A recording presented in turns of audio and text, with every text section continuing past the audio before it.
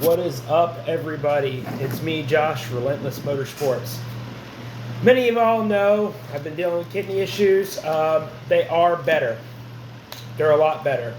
I got my 14.8 millimeter moonstone, boulder, whatever, kidney rock, whatever you want to call it, out of me. Sorry I'm not looking at the camera. I'm just trying to pick some stuff up real quick, and then I'll look right at you guys. Anyway, I'm back at it. I'm slowly getting back into the groove. I still have a small piece of stone that is still stuck in me. That fortunately I'll be able to pass that one.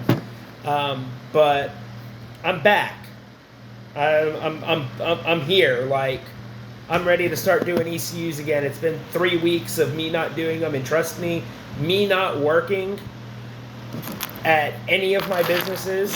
I have a couple besides, RMS, has been driving me nuts. I literally don't like sitting still. I have ADHD, and laying in bed all day trying to recoup will actually make a man go mad. So I've learned, at least if you got ADHD like me and your brain is a damn squirrel that just keeps running all over the place. Anyway, what I want to talk about is ECU damage. ECU damage. So what I want to talk about when I say ECU damage, we all know that the capacitors leak in the Toyota ECUs. It's no secret. It's no new news. It's old news. It's yada yada. It's the same crap that's been going on forever. So on that, what I'm going to talk about is board damage. So let's take a look in here. Get this camera to focus. Board damage. Okay, so this ECU had damage in this area here. Look, it ate the board up. There's a little flux. I haven't cleaned it yet. Look, damage. There was damage in here. So that area there, in correlation to my finger, is just a little bit bigger. It's about the size of my thumbnail. Mind you, my hands aren't that big. So, in record to that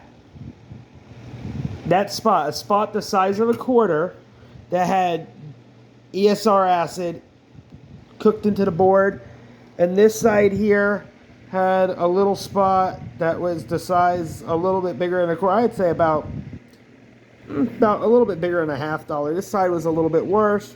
There's more capacitors here to go bad. There's a cluster of them versus here. And then, we got damage up there, which luckily focus. That was able to clean up. I got to finish cleaning the board. But what I want to talk about is that doesn't really look like much. Once you clean it up and you get down to the nitty-gritty, you'll see there's several broken traces. And if you're wondering why this one resistor right here,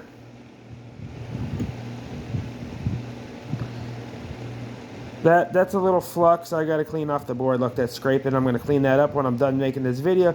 You got a little booger up there and a little booger there.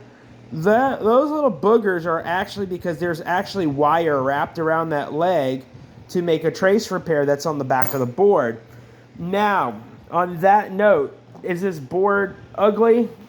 I've seen uglier, but it was definitely really bad, and it's not as pretty as I'd like it to be, but sometimes, that depends on the condition of what you're working with. In this case, this 1KZ Prado ECU was really bad, and if you're looking, yes, I'm grounded, but so static ain't a deal.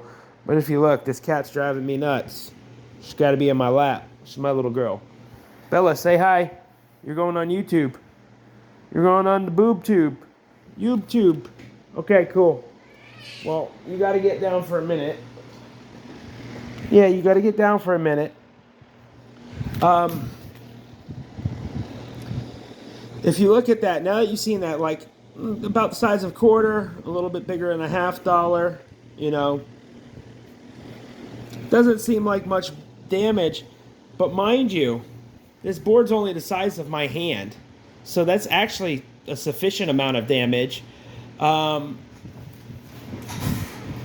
that saying, I'm about to show you what it took to actually fix and mend this board. You ready? Look how many jumper wires and circuits I've had to reconnect. And if you're wondering why I make them curl like that, I've noticed them having that slight arch relieves tension from the actual joint where they're being connected. Mind you, they're very small connections. So you don't want a lot of stress on them, because when it's in the car, vibration and, harmonics, vibration, and your bass hitting, and your loud exhaust, and sound waves, and I can't get this thing to focus. There we go. Can actually cause these to crack loose. Granted, I use an epoxy once it's all done, which isn't on here yet, and she's back. I use an epoxy to secure them on top of, but I like to make it as I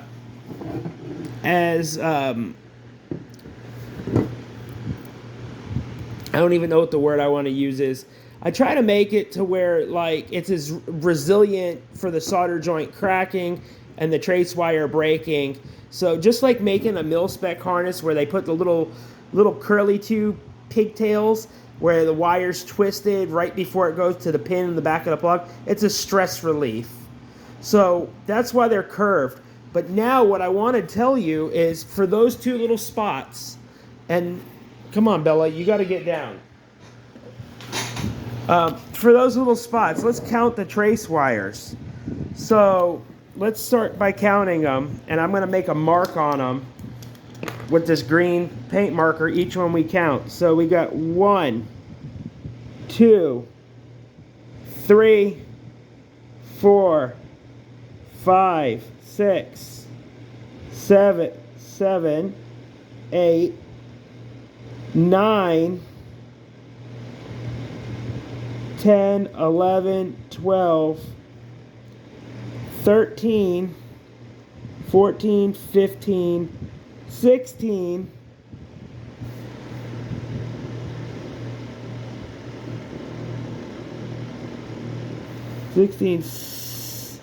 17, 18, 19, 20, 21, 22,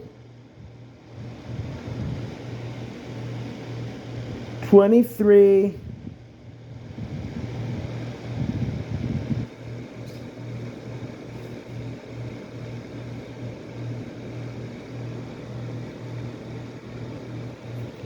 24,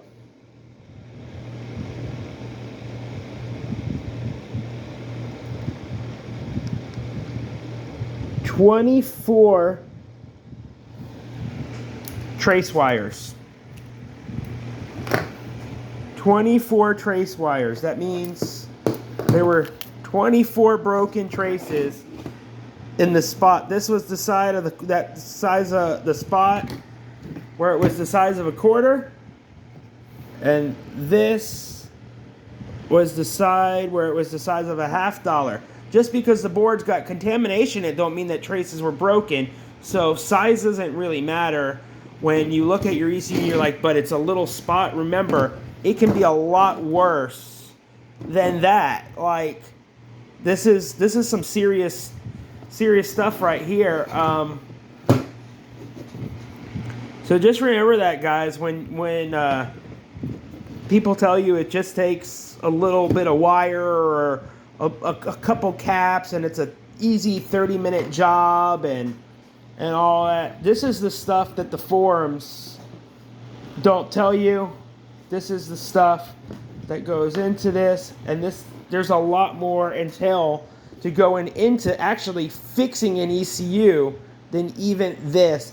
This ECU here literally has taken me, let's see, I started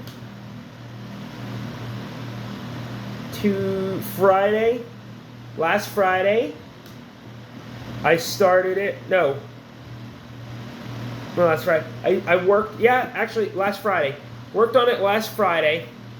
I didn't work Saturday. Sunday I worked on it a little bit, and I just finished. So technically a breakup of 3 days, and adding up everything in my head, I have about 10 hours. 10, no, I'm sorry, 8.5 hours in here. So this is literally, this ECU has taken me, if I would have just kept cranking on it and not gone home to eat dinner or be with my family, and I just stood up all night like I used to way back in the day when I first started, this ECU would have been done in one day, and it would have been 8 hours. That is an entire work day for an average person just on one ECU. So remember that. Next time you guys message me and I tell you, like, hey, you know, that ECU is bad, this is what I mean. Anyway, I hope that this video has enlightened you guys a little bit and taught you guys something and showed you guys something.